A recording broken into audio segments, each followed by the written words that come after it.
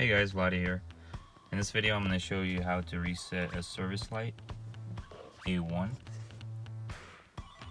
on the Acura MDX. This should work on the 2007 up to 2013 model.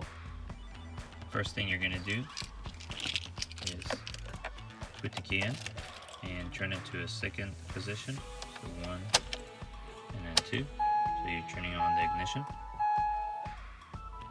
On the next step, you're going to be switching that screen. So you're going to be using this button right here, up and down. Doesn't matter which way you go, but you can go, let's say we're going to go down. Let's see, we're going to want this screen to get to this part right here. So it shows the miles and it says service A1. As you can see, mine's way past due. I changed oil earlier, but I never reset it. Next thing is pressing this button and holding it for about 10 seconds. Press it, hold it, and I'm watching that screen.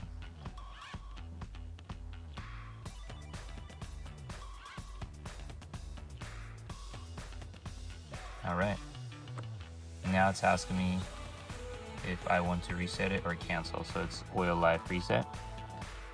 I'm going to go back to using this button. I'm going to press up this time. Pressing up, reset. And then now I'm going to press this.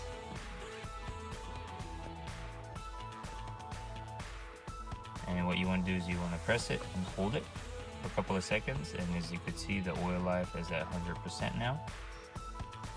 And let me turn off the ignition. I'm going to turn this back on and see if there's any other warnings.